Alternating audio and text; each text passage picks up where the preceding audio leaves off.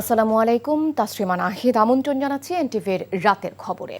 ইরানের শহীদ সর্বোচ্চ ধর্মীয় নেতা আয়াতুল্লাহ আলী খামেনির প্রতি সম্মান জানিয়ে শোক বইয়ে স্বাক্ষর করেছেন জামায়াতে ইসলামের সেক্রেটারি জেনারেল মিয়া গোলাম পরওয়ার। ঢাকায় ইরানি দূতাবাসে সংরক্ষিত শোক বইয়ে স্বাক্ষর করেন তিনি। এ সময়ে তিনি দলের পক্ষ থেকে ইরান সরকার ও জনগণের প্রতি গভীর সমবেদনা জানান। বিশ্বের বিভিন্ন অঞ্চলে চলমান সংঘাত ও সহিংসতায় নিরীহ মানুষের প্রাণহানির ঘটনাকে বেদনাদায়ক আখ্যা দিয়ে কোনো রাজনৈতিক স্বার্থ কখনোই নিরপরাধ মানুষের জীবনহানিকে বৈধতা দিতে পারে না বলে মন্তব্য করেন তিনি।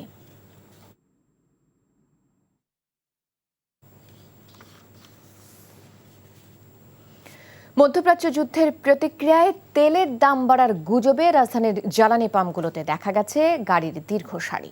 সংকটের আশঙ্কায় ট্যাঙ্ক ভর্তি করে নিচ্ছেন গ্রাহকরা। কিছু পাম্পে বন্ধ রয়েছে বিক্রি। এমন পরিস্থিতিতে পাম্প পরিদর্শন করে গ্রাহকদের আতঙ্কিত না হবার পরামর্শ দিলেন জ্বালানি মন্ত্রী। সরকারের পক্ষ থেকে বেঁধে দেওয়া হয়েছে তেল কেনার সীমা। তামজিদ সুমনের রিপোর্ট। যুদ্ধের প্রভাবে গত 3 দিন থেকেই রাজধানীর জ্বালানি তেলের পাম্পগুলোতে গ্রাহক চাপ বেশি লক্ষ্য করা গেলেও শুক্রবার সকাল থেকেই তেল পাম্পে উপচে পড়া ভিড় দেখা গেছে। কোনো পাম্পে দীর্ঘ সারি রাস্তা ছাড়িয়ে গেছে। মঙ্গলবার সরকারের পক্ষ থেকে জ্বালানি তেলের মজুদ বিষয়ে জানানোর পর থেকেই মূলত এই বাড়তি চাপ দেখা যায়। তেলের সংকট হতে পারে এমন আশঙ্কা থেকেই গাড়ির ট্যাঙ্ক পূর্ণ করে নিয়েছেন গ্রাহকরা। বাংলাদেশের ভিতর তেল আসবে না, এই জন্য সবাই কম বেশি ফুল ট্যাঙ্কি নিতে থাকে, ওই 1000 নিচ্ছে। যদি না পাই 2-4 দিন বা এক সপ্তাহ চালাতে পারবো এইভাবে। আতঙ্ক তেল শেষ হয়ে যেতে পারে এরকম একটা বিষয় আর কি, সবাই আতঙ্কিত হয়ে সবাই তেল নিতে আসছে। একটা আতঙ্কের ভিতরে আছি, তাই সবাই ফুল করে নিচ্ছে সবাই। দু একটি পাম্পে সীমিত পরিসরে তেল দিলেও বেশিরভাগ পাম্পগুলোতেই চাহিদা মতো তেল সরবরাহ করেছে পাম্পগুলো। তো দাম হয়তো বেড়ে যাবে, এই জন্য আসলে ট্যাঙ্কি ফুল করে নেওয়ার আর কি। কোনো সমস্যা নাই, একটু যানজট বেশি আর সবাই ট্যাঙ্কি ফিল আপ করে নিতে আছে। পাম্প কর্তৃপক্ষ জানিয়েছেন তেল সরবরাহ করার মতো তেল পাম্পে মজুদ রয়েছে। আমাদের এখানে আমাদের পাম্পে ইনশাল্লাহ ভালোই মজুদ আছে, এ নিয়ে কোনো অসুবিধা নেই। আমাদের এখানে এভারেজ যা সেল হয় তার থেকেও বেশি আছে আমাদের এখানে কোনো সংকট নেই। এদিকে রাজধানীর বেশ কয়েকটি তেল পাম্পে ঝটিকা পরিদর্শন করেছেন বিদ্যুৎ ও জ্বালানি মন্ত্রী। এ সময় সাধারণ গ্রাহকদেরকে ধৈর্যের সাথে পরিস্থিতি মোকাবেলা করতে বলেন তিনি।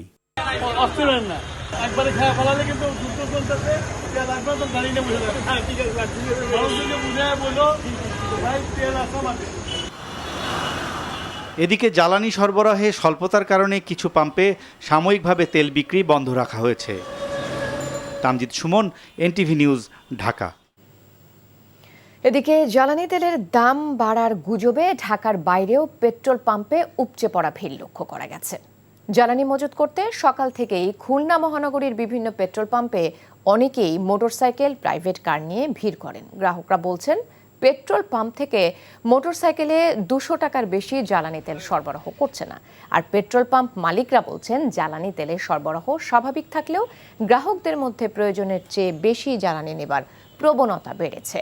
অন্যদিকে রাজবাড়ীতে জ্বালানি তেলের দাম বৃদ্ধি ও সংকটের গুজবে তেল কেনার হিড়িক পড়েছে বিভিন্ন তেল পাম্পে। জ্বালানি নিতে মোটরসাইকেল, প্রাইভেট কারের দীর্ঘ সারি দেখা গেছে।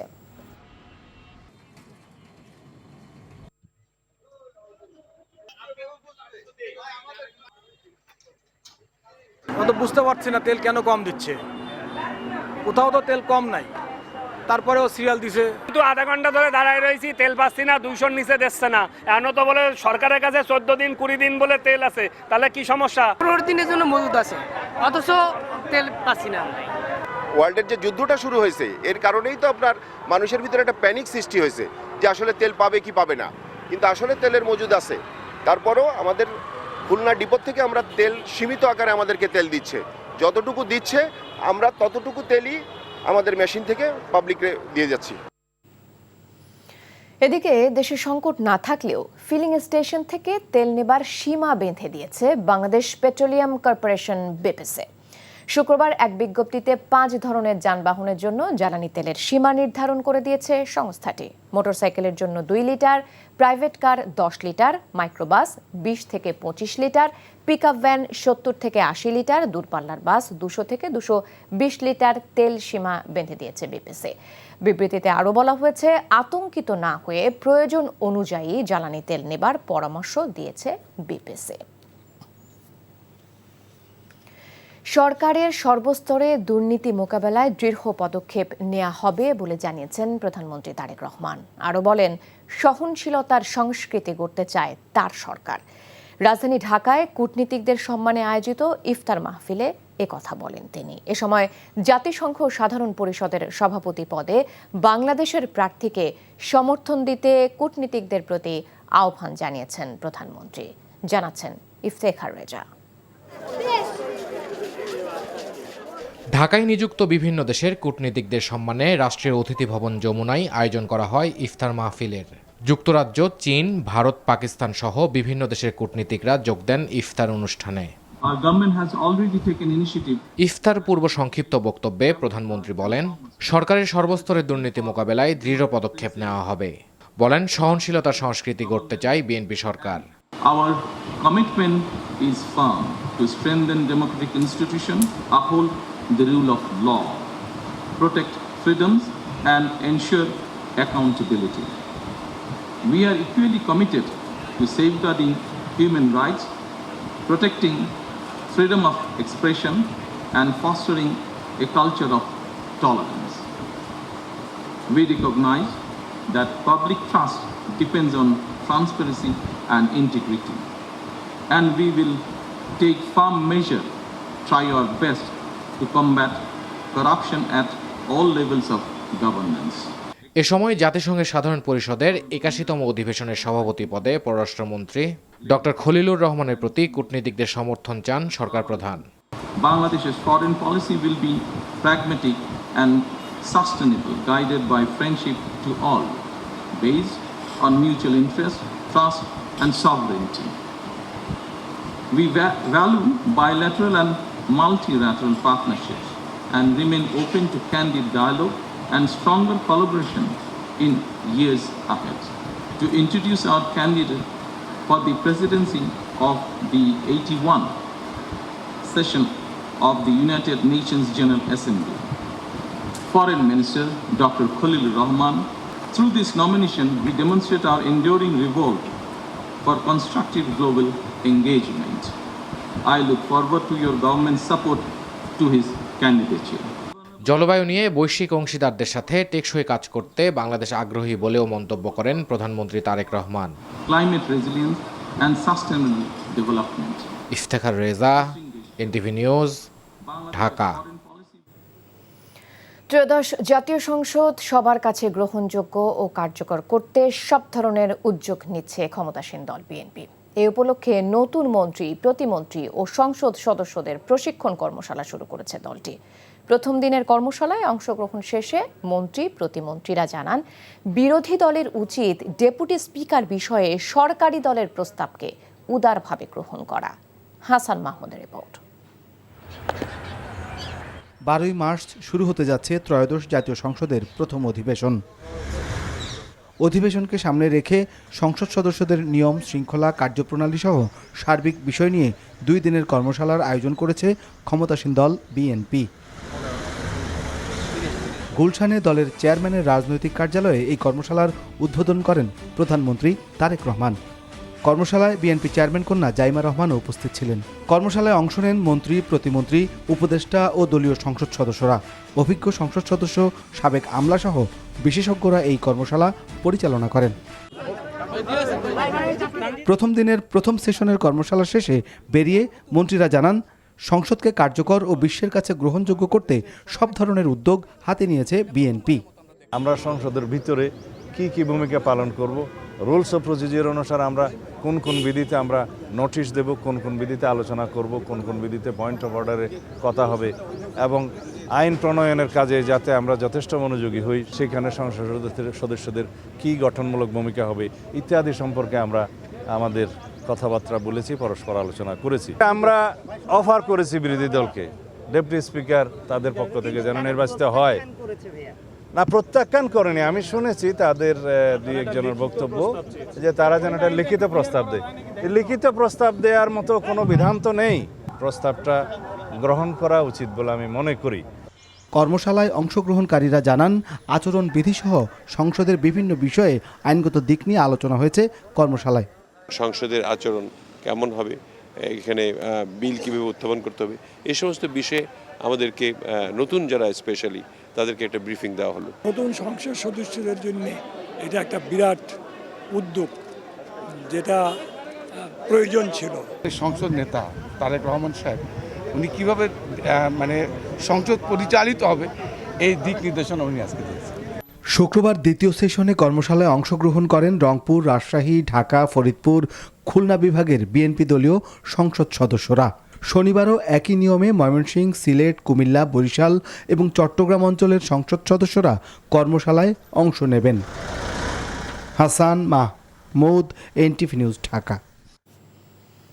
ত্রয়োদশ জাতীয় সংসদ নির্বাচন দৃশ্যত সুষ্ঠু হলেও এবারের ইলেকশন ইঞ্জিনিয়ারিংয়ের ধরন ছিল সম্পূর্ণ আলাদা। এমন দাবি করে এই ঘটনার বিচার বিভাগীয় তদন্তের দাবি জানিয়েছেন জামায়াতে ইসলামী। দুপুরে জাতীয় মসজিদ বায়তুল মোকাররমে বিক্ষোভ সমাবেশে এসব কথা বলেন দলটির নেতারা। এ সময় তারা অন্তর্বর্তী সরকারের দুজন উপদেষ্টাকে গ্রেপ্তার ও তাদের জিজ্ঞাসাবাদের দাবি জানান। ওবায়দুল্লাহ মামুনের রিপোর্ট।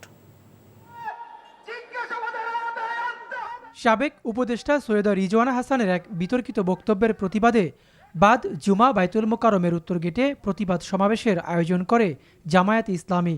জাতীয় নির্বাচনী ইঞ্জিনিয়ারিংয়ের বিষয়টি তদন্তের জন্য সাবেক উপদেষ্টা সৈয়দা রিজওয়ানা হাসান ও বর্তমান পররাষ্ট্রমন্ত্রী খলিলুর রহমানকে জিজ্ঞাসাবাদের দাবি জানান জামায়াত নেতারা। ভোট গণনা, রেজাল্ট শিট তৈরি করা, ফলাফল ঘোষণা, প্রতিটি পর্বে পর্বে ইলেকশনের ইঞ্জিনিয়ারিং করা হয়েছে।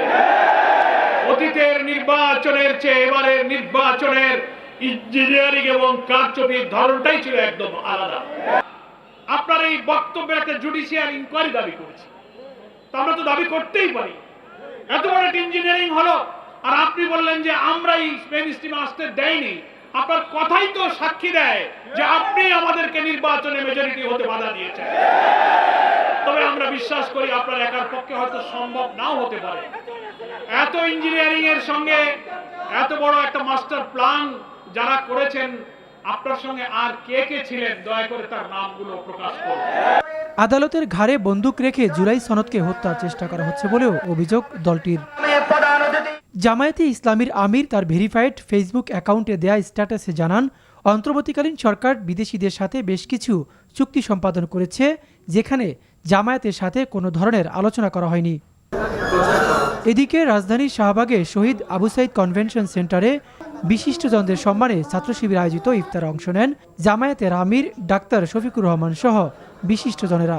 আমরা ইসলামী ছাত্র শিবির আপনাদেরকে। Obaidullah Mamun, NTV news, Dhaka.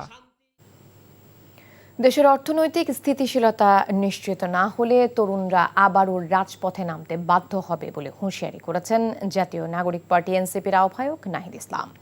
বিকেলে দলটি নিয়ে রচিত প্রথম বই এনসিপির যাত্রার মোড়ক উন্মোচন অনুষ্ঠানে এমন হুঁশিয়ারি দেন বিরোধী দলীয় চিফ হুইপ।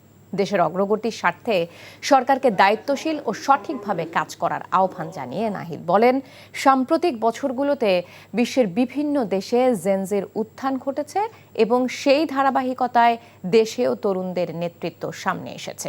গত এক দশকে যে তরুণ নেতৃত্ব গড়ে উঠেছে তাদের একটি গুরুত্বপূর্ণ প্ল্যাটফর্ম ছিল নাগরিক কমিটি। সেখান থেকেই গণ অভ্যুত্থানের অনেক নেতৃত্ব এনসিপিতে যুক্ত হয়েছে।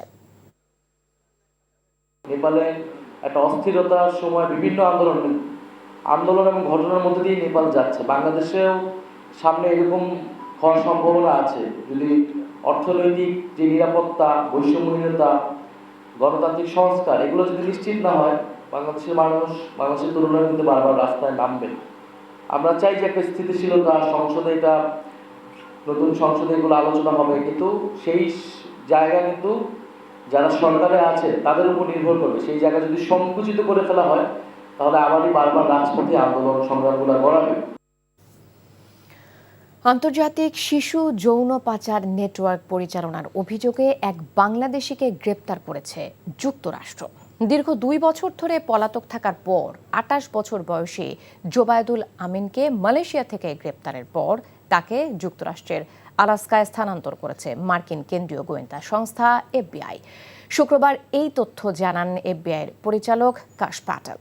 তিনি জানান তাদের কুয়ালালামপুর শাখা এবং মালয়েশিয়া সরকারের প্রত্যক্ষ সহায়তায় আত্মগোপনে থাকা জোবায়দুলকে আটক করা হয়। জোবায়দুলের বিরুদ্ধে শিশু পর্নোগ্রাফি তৈরি, গ্রহণ ও বিতরণের ষড়যন্ত্র সহ শিশু নিপীড়ন, শোষণের একাধিক অভিযোগ আনা হয়েছে। এসব অভিযোগ প্রমাণিত হলে তার 20 বছর থেকে যাবজ্জীবন পর্যন্ত কারাদণ্ড হতে পারে। গ্যাস সংকটের কারণে চট্টগ্রামের urea fertiliser company limited CUFL ও কর্ণফুলী ফার্টিলাইজার কোম্পানি লিমিটেড কাফকোর উৎপাদন কার্যক্রম সাময়িকভাবে বন্ধ রাখা হয়েছে। সরকারি নির্দেশনা অনুযায়ী বৃহস্পতিবার বিকেল থেকে কারখানা দুটির উৎপাদন বন্ধ রাখা হয়। কারখানা কর্তৃপক্ষ জানায় CUFL দৈনিক প্রায় 1100 থেকে 1200 মেট্রিক টন ইউরিয়া সার উৎপাদন করে, আর কাফকো দৈনিক প্রায় 1725 মেট্রিক টন ইউরিয়া এবং প্রায় 1500 মেট্রিক টন অ্যামোনিয়া উৎপাদন করে। তবে গ্যাস সরবরাহ বন্ধ থাকায় CUFL ও কাফকোর উৎপাদন স্থগিত করা হয়েছে। গ্যাস সংকট কাটলে পুনরায় এসব কারখানায় উৎপাদন শুরু হবে বলে জানিয়েছে কারখানা কর্তৃপক্ষ। বান্দরবানের নাইক্ষ্যংছড়ি উপজেলার মিয়ানমার সীমান্তে আরাকান আর্মির পুঁতে রাখা স্থলমাইন বিস্ফোরণে আব্দুল জব্বার নামে এক বাংলাদেশির পা বিচ্ছিন্ন হয়ে গেছে। বিকেলে দোছরি ইউনিয়নের পাইনছড়ি সীমান্ত এলাকায় এই ঘটনা হয়। বিজিবি ও স্থানীয়রা জানায়, নাইক্ষ্যংছড়ি উপজেলার পাইনছড়ির মিয়ানমার সীমান্তবর্তী 51 ও 52 নম্বর পিলার এলাকায় কয়েকজন কাঠুরিয়া কাঠ সংগ্রহে যায়।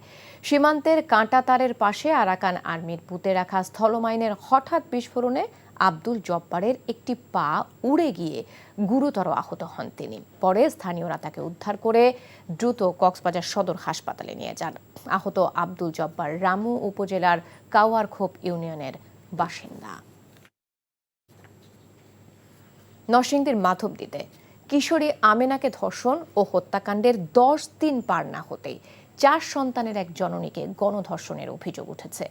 এই ঘটনার অভিযোগ দাখিলের পর হৃদয় নামে একজনকে গ্রেপ্তার করেছে পুলিশ।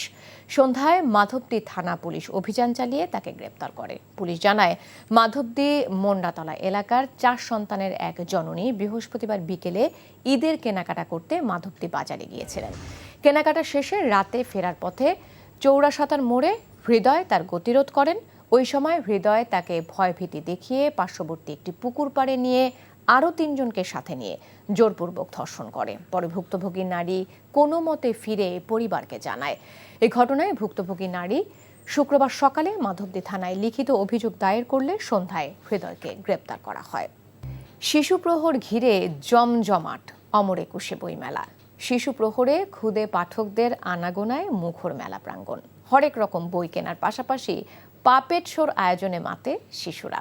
শুধু শিশুরাই নয়, ছুটির দিনে তরুণ থেকে প্রবীণ পাঠক, লেখক আর দর্শনার্থীদের আনাগোনায় মুখর বইমেলা।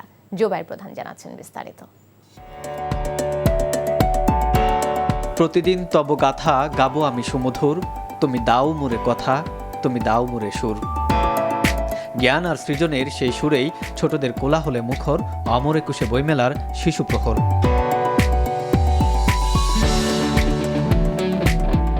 শুক্রবার দিনের শুরুতেই ছোট্ট পাঠকদের কোলাহলে প্রাণচাঞ্চল্যে ভরে ওঠে বাংলা একাডেমি ও সোহরাওয়ার্দী উদ্যান প্রাঙ্গণ। বাস্কেট লিসি, তারপরে ফুটবল খেলেছি, red colour, blue colour, green colour করছি। ভূত বলে কি কিছু আছে? একদমই নেই। তোমরা কিন্তু খুব সাহসী, তোমরা ভূতে একদম ভয় পাবে না। পাপেট শোর মাধ্যমে শিশুদের বার্তা দেওয়া হয় বই পড়া আর ভালো কাজের। বায়োস্কোপে দেখে শিক্ষামূলক গল্প, খেলাধুলা, চিত্রাঙ্কন প্রতিযোগিতার সঙ্গে গান আর কবিতা আবৃত্তিতে সকাল মাতিয়ে রাখে শিশুরা। মায়ের দেওয়া মোটা কাপড় মাথায় তুলে নে রে ভাই, দিন দুঃখিনী মা যে তোদের, তার বেশি আর সাধ্য নাই। আয় ছেলেরা আয় মেয়েরা ফুল তুলিতে যাই, ফুলের মালা গলায় দিয়ে মামার বাড়ি যাই। বইয়ের মধ্যেই বেড়ে উঠবে আগামী প্রজন্ম, এমন প্রত্যাশায় মানসম্মত বই লেখার অঙ্গীকার শিশু সাহিত্যিকদের। তবে বইমেলায় শিশু প্রহরের আয়োজন সংকুচিত হওয়ার অভিযোগ উঠছে। রয়েছে বইমেলায় সিসিমপুর না থাকার হতাশা। আমি তো ভেবেছিলাম আজকে সিসিমপুর হবে বা এই টাইপের কিছু এই বছর আছে, আমি জানতাম না এই বছর নেই। তো আমার বাচ্চা সিসিমপুরের প্রত্যেকটা ক্যারেক্টারই চেনে, তো খুশি হতো, এটা আসলে মিস করতেছি। শিশুরা আসলে কল্পনা প্রবণ, তারা কল্পনা করতে পছন্দ করে। তাদেরকে তারা যেন কল্পনা করতে পারে এরকম বইগুলো তাদের হাতে তুলে দিলে ভালো। আগামী আমাদের নিজেদের স্বার্থে, আগামী দেশের স্বার্থে, আগামী প্রজন্মের দিকে সুন্দরভাবে যাতে বেড়ে উঠে সেটা আমাদের কাজ করে যাওয়া উচিত। শুধু শিশুরাই নয়, রমজানের ছুটির দিনে সব বয়সী পাঠকের পদচারণায় দুপুরের পর আরও জমে ওঠে বইমেলা। আমার বেসিক্যালি একটু হুমায়ুন আহমেদের বই বেশি পছন্দ, ওনার বইগুলো আমি দেখব। আর এখন হচ্ছে আরিফ আজাদের বইটা খুঁজতেছি। প্রত্যাশা করি যে বইমেলায় জোয়ার আসবে এবং আরও বেশি উচ্ছ্বাস হবে। বছর রোজা রমজান মাস এবং বইমেলা যেহেতু সময়টা খুব ক্ষীণ, মনে হচ্ছে আরেকটু সময় বাড়ালে ভালোই হতো। বইয়ের প্রতি ভালোবাসা আর নতুন প্রজন্মকে বইমুখী করার এই আয়োজন চলবে 15 মার্চ পর্যন্ত। জুবায়ের প্রধান, এনটিভি নিউজ, ঢাকা। অনেকটাই ওঠানামার মধ্য দিয়ে যাচ্ছে নিত্য প্রয়োজনীয় পণ্যের বাজার।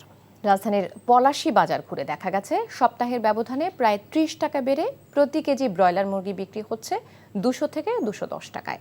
আর আকার ভেদে প্রায় 50 টাকা বেড়ে সোনালী মুরগি বিক্রি হচ্ছে 300 থেকে 350 টাকায়। এছাড়াও গরুর মাংস কেজিতে বিক্রি হচ্ছে 800 টাকায়। বাজারে মুড়ি কাটা পেঁয়াজ 40 টাকায় এবং 20 টাকা বেড়ে রসুন বিক্রি হচ্ছে 240 টাকা কেজি দরে। তবে কিছুটা স্বস্তি সবজির দামে। সপ্তাহের ব্যবধানে 120 টাকার বেগুন বিক্রি হচ্ছে 70 থেকে 80 টাকা আর শসা বিক্রি হচ্ছে 80 টাকায়। আকার ভেদে লেবু বিক্রি হচ্ছে 50 থেকে 100 টাকায়। স্বাদ ও সাধ্যের সমন্বয়ে ঈদ উদযাপনে ফুটপাতের দোকানের ওপর ভরসা করছেন রাজধানীতে বসবাসরত নিম্ন ও নিম্ন মধ্যবিত্তদের বড় একটি অংশ। শপিং মলের চেয়ে দাম খানিকটা কম হওয়ায় পরিবারের জন্য পণ্য কিনছেন তারা। বিক্রেতারা জানান, ঈদ উল ফিতরকে সামনে রেখে জমে উঠেছে বেচাকেনা। সেলিম মালিকের রিপোর্ট। ঈদ মানেই রঙিন পোশাক, সাথে মানানসই জুতা আর প্রসাধনীর সাজ। তবে ধনী গরিবের এই সমাজে সবার স্বাদ থাকলেও সাধ্য থাকে না অতি দামের শপিং মলে কেনাকাটায়। তাই তো দুপুরের আগেই রাজধানীর নিউ মার্কেটের ফুটপাতের দোকানগুলোতে অনেকটাই উপচে পড়া ভিড়। দরদাম করে কিনছেন স্বল্প মূল্যের পোশাক। একটা ভালো মার্কেটে সবারই যাইতে মনে চায়, কিন্তু দেখা গেছে যে কষ্টের জন্য অনেকেই এখানে আসে। বিক্রেতারা বলছেন, দোকান ভাড়া নেই ভ্যাট ও এসির বিল পরিশোধের দায়। তাই তো তুলনামূলক কম রাখতে পারছেন দাম। 1200 টাকা স্টোরে ফুটে 600, আপনার একই জিনিস, সেম জিনিস, কোয়ালিটি সেম, সব জিনিস সেম, শুধু স্টিকার বাদে। তাদের স্টোর, আমাদের ফুট। এখানে কোনো ভাড়া লাগে না, কিছু লাগে না। আমার প্রোডাক্ট আছে গার্মেন্টসের কাপড়। গার্মেন্টসের কাপড়টা আমরা নিজেরা কালেকশন করে, নিজেরা সেলাই করে, নিজেরাই বিক্রি করি। এর জন্য কম রেটে দিতেছি, আর যেন মোটামুটি আলহামদুলিল্লাহ ভালো বিক্রি হয়। শুধু পোশাকই নয়, স্বল্প মূল্যে মানানসই জুতাও মিলছে ফুটপাতের দোকানগুলোতে। তবে এবার দাম কিছুটা বাড়তি বলে অভিযোগ ক্রেতাদের। এবার একটু রেট একটু অতিরিক্ত বেশি বলতেছে, যেটা ধরেন 500 টাকা 800 টাকা। মালের দামের উপরে হলো প্রাইস। আপনার শার্টটা যদি আপনার 500 টাকায় কেউ কিনে আনে, 600 টাকা আপনার কাছে বিক্রি করবে, এরকম ভাবে বিক্রি হচ্ছে।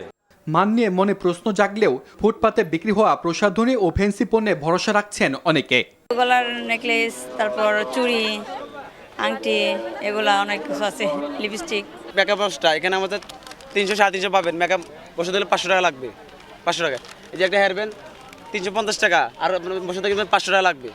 অনেক কম আছে এখানে, কোয়ালিটি ভালো আছে, আলহামদুলিল্লাহ কোয়ালিটি ভালো। ঈদের এক সপ্তাহ আগে জমে উঠবে জায়নামাজ, টুপি ও আতরের দোকানগুলো, আশা ব্যবসায়ীদের। সেলিম মালিক, এনটিভি নিউজ, ঢাকা। বসুন্ধরা সিটির লেভেল 1-এ মায়ার এক্সপেরিয়েন্স জোনে এক ভিন্ন অভিজ্ঞতার সাক্ষী হলেন দর্শনার্থীরা। সেখানে উপস্থিত হয়েছিলেন জনপ্রিয় মডেল ও অভিনেত্রী নীল হুরে জাহান। পবিত্র রমজান মাস উপলক্ষে প্রতি বছরের মতো এবারও এক্সপেরিয়েন্স জোনে আয়োজন করেছে স্কয়ারের ন্যাচারাল ওয়েলনেস ব্র্যান্ড মায়া। মায়ার প্রোডাক্টগুলো সম্পূর্ণ অথেন্টিক সোর্স থেকে সংগৃহীত প্রাকৃতিক উপাদানে তৈরি এবং আন্তর্জাতিক মান বজায় রেখে উৎপাদিত হয়, ফলে ব্র্যান্ডটি অল্প সময়ের মধ্যেই ক্রেতাদের আস্থা অর্জন করেছে। পাশাপাশি স্পেশাল প্রোডাক্ট কম্বো ও বিশেষ মূল্য ছাড়ও থাকছে ক্রেতাদের জন্য। এই ছিল রাতের খবরে। এই খবরের ভিডিও সহ আপডেট জানতে ভিজিট করুন এনটিভি অনলাইন www.ntvpt.com। এছাড়াও এনটিভির জনপ্রিয় সব অনুষ্ঠান ও খবরের আপডেট জানতে ভিজিট করুন আমাদের ইউটিউব ও ভেরিফাইড ফেসবুক পেজে। রাত 1টায় মধ্যরাতের খবর দেখার আমন্ত্রণ রইল। ধন্যবাদ সবাইকে।